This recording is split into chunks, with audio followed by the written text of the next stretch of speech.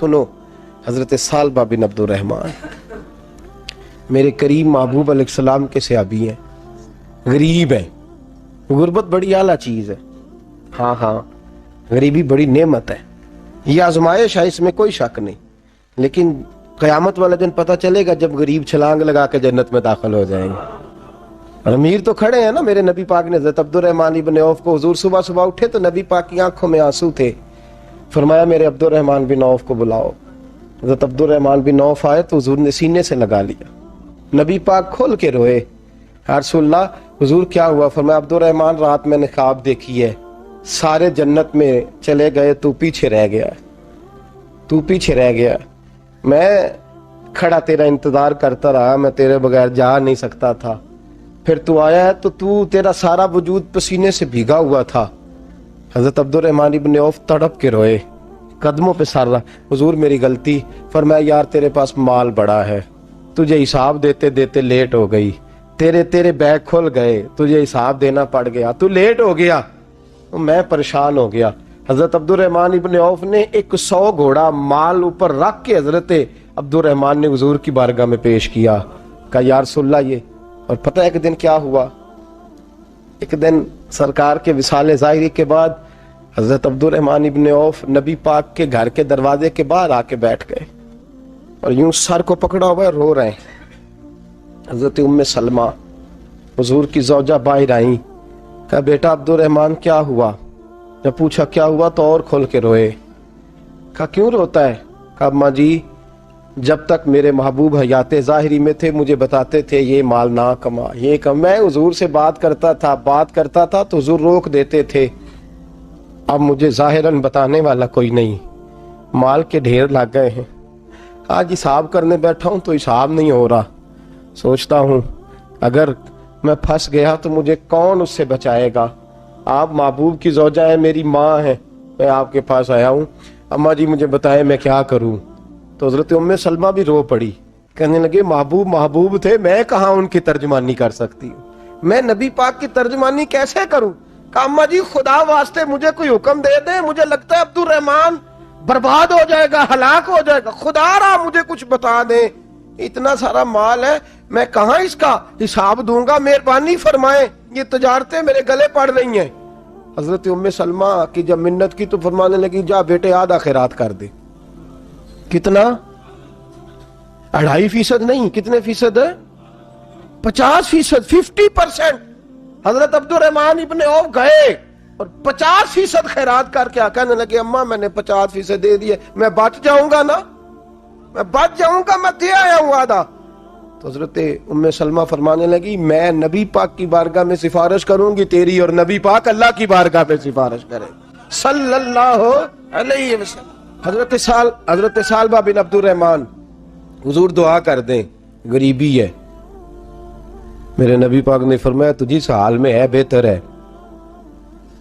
کرتے ہیں حضور نہیں دعا کر دیں، فرمایا تجھی اس حال میں ہے، تیسری دفعہ پھر آ گئے، حضور نے دعا کر دی، 4 بکریاں تھیں، چند مہینے گزرے، کچھ تجارت شروع کی، چھوٹے موٹا لین دین شروع کیا تو 40 ہو گئیں، کچھ وقت اور گزرا تو ریوڑ بن گیا، پھر گائیں بھی آ گئیں، پھر اونٹ بھی آ گئے، پھر لائنیں لگ گئی، پھر ہر وقت حضور کے قریب بیٹھنے کو دل کرتا تھا، اب لین دین کے معاملات تھے، اب ذرا طبیعت تھوڑی پیچھے ہٹنے لگی، تھوڑا دل پیچھے ہٹنے لگا، پہلے 5 نمازیں مسجد میں، پھر زور اثر کی چھٹی، میری طرف دیکھو اور دیکھو میں کیا عرض کر رہا ہوں، پھر زور اثر گئی، پھر کچھ وقت گزرا تو مغرب بھی گئی، پھر اتنی بڑی حویلی کوئی نہیں، پھر باہر جا کے مدینے سے ڈیرا لگا لیا، جمعے کے جمعے آتے، زکوٰۃ کا حکم آ گیا 2 ہجری میں، حضرت ابو ہریرہ رضی اللہ تعالیٰ عنہ امیر زکوٰۃ مقرر ہوئے، 5 اونٹوں پر 1 بکری، یہ زکوٰۃ ٹھہری۔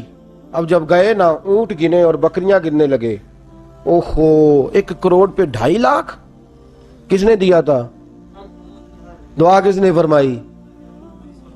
اوہو اتنا، میرے پیسے بینک سے میسج آ جائے گا اتنے کم ہو گئے، اوہو بڑی مصیبت بنے گی، مجھے تو خوشی ہوتی ہے جب آتے ہیں تو اب یہ والا میسج بھی چلے گا کہ اتنے مائنس ہو گئے، توبہ توبہ، پریشانی لگ گئی، بڑی طبیعت، انکار نہیں کیا، کہنے لگے حضور سے جا کے عرض کرنا میں خود آؤں گا، اور جہاں محبوبیت ہو وہاں اتنے لفظ بھی بے ادبی ہیں، وہاں ٹھہر جاؤ، سوچتا ہوں، سمجھتا ہوں، غور کرتا ہوں، یہ جملے بھی وہاں توہین ہوتے ہیں۔ محبوب ہو اور وہاں انسان سوچ سمجھ کی بات کرے، وہاں انسان، بابا بلے شاہ صاحب نے کہا عقل آخ دی چگے نو سام کے رکھ، عشق آخ دے بال کے سیکنا چاہیے، کہا جا کے کہنا میں آؤں گا۔ سب کی زکوٰۃ لے آئے، در رسول پہ آئے، حضور نے فرمایا پہلے سالبہ کی بات بتاؤ، پتہ تھا نا پہلے سال، حضور اس نے کہا تھا میں آؤں گا۔ حضرت ابو ہریرہ کہتے ہیں نبی پاک نے ٹھنڈی آہ بھری، آہ ٹھنڈی، فرمایا ہلاک ہو گیا۔ اس کو کہا تھا نہ اس چکر میں پڑ، ہلاک ہو گیا، ہلاک۔ حضرت ابو ہریرہ فرماتے ہیں دو باریک باریک آنسوؤں کے قطرے بھی میں نے محبوب کی آنکھوں میں دیکھے۔ اپنا ہے نا تو دکھ ہوا، یار میرا اپنا تھا، ہلاک ہی ہو گیا ہے، کدھر چلا گیا ہے۔ ان کو بھی بعد میں خیال آیا، او ہو میں تو غریب تھا، یہ آیا کدھر سے تھا، میں تو غلامی رسول میں آتا گیا تو رب میری عزتیں بڑھاتا گیا، یہ میں کس چکر میں پڑ گیا۔ آئے لائنیں بکریوں کی لائے، حاضر کی، حضور وہ میں نے کہا تھا حضرت ابو ہریرہ سے میں خود آؤں گا، حضور میں خود لایا ہوں۔ فرمایا محبوب نے مجھے تو نہ بتا، میں تو سمجھتا ہوں، میں نے کہا تھا تو میں آ گیا ہوں۔ فرمایا چل اٹھا، دوڑ جا، لے جا۔ حضرت ابو ہریرہ فرماتے ہیں انکار محبوب نے سالبہ کو کیا، لیکن آنسو ابو بکر صدیق کے بھی نکل گئے۔ فرماتے ہیں درد عثمان غنی کو بھی ہونے لگا، تڑپ مولا علی بھی گئے۔ فرمایا جا لے جا، نہیں چاہیے تیرے پیسے۔ فرماتے ہیں سالبہ نے ہاتھ باندھے، کہا محبوبہ غلطی ہو گئی، حضور مجھے، فرمایا تجھے کہا نا تیرے نہیں چاہیے، نکل جا۔ حضرت ابو ہریرہ فرماتے ہیں جب نبی پاک نے رخ پھیرا تو صحابہ کی زبانوں پہ بھی جاری ہو گیا یہ تو ہلاک ہو گیا۔ کہتے ہیں مدینے میں قحط پڑ گیا، محبوب نے فرمایا بلال تو بھی آج لا، ایک خشک چھوارا حضرت بلال کا قبول ہو گیا۔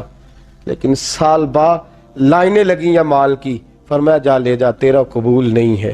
فرماتے ہیں تڑپتے رہے ساری زندگی اور مال کو دیکھ دیکھ کے آہیں بھرتے رہے، لیکن کریم نے اس تجارت کو قبول، حضرت ابو بکر صدیق کے پاس آئے، سرکار کے وصال، حضور قبول فرما لیں۔ فرمایا ساری دنیا کا قبول ہے، جس کا میرے نبی نے قبول نہیں فرمایا میں کیسے قبول کر لوں۔ حضرت عمر فاروق کے پاس آئے، فرمایا نہ تیرا قبول نہیں۔ حضرت عثمان کے زمانے میں وصال ہو گیا۔ عزیز یاد رکھ، تجارت وہ والی کر جو تجھے نجات دے، اس چکر میں نہ پڑ جا جو تجھے الجھا دے۔ قرآن مجید کی آیت آئی اقترب للناس حسابہم وہم فی غفلۃ معرضون، لوگوں کا حساب قریب آ گیا ہے اور وہ ابھی بھی غفلت میں پڑے ہیں، ابھی بھی 2 کے 4 اور 4 کے 10 کر رہے ہیں، حساب کا وقت قریب آ گیا۔ حضرت انس آئے مسجد سے، ایک صحابی مکان بنا رہے تھے، جھونپڑی تعمیر کر رہے تھے۔ حضرت انس کو پریشان دیکھا، کہنے لگے انس خیر تو ہے، کوئی نئی آیت تو نہیں آئی؟ تو جناب انس کہنے لگے آیت تو آ گئی ہے، رب نے کہہ دیا کہ حساب قریب آ گیا، تیاری کر لو۔ جھونپڑی بنا رہے ہیں، محل نہیں، جھونپڑی بنا رہے تھے، ابھی دیوار کچی مکمل نہیں ہوئی تھی، ہاتھ جھاڑ دیے صحابی نے، ادھر رخ پھیرا تو حضرت انس کہنے لگے کہاں جا رہے ہو؟ کہنے لگے بھائی میں حساب نہیں دے سکتا، میں مصطفیٰ کے پاس جا رہا ہوں، میں نے نہیں دیوار بنانی، بس بھائی میری اس دوڑ سے بس میں کوئی نہیں حساب دے سکتا، میں کمزور ہوں۔ میرے رسول کائنات صلی اللہ تعالی علیہ وسلم نے، میرے دوستو تجارت کرو لیکن اس کو عبادت سمجھ کے کرو۔ اگر تمہیں چوک وہاں دکان پہ بیٹھے خدا بھول جاتا ہے اور سودا کرتے وقت رب رسول کی باتیں تمہیں بھول جاتی ہیں، تو پھر تو تم وانتم موردون میں ہو، پھر تو تم غافل ہو۔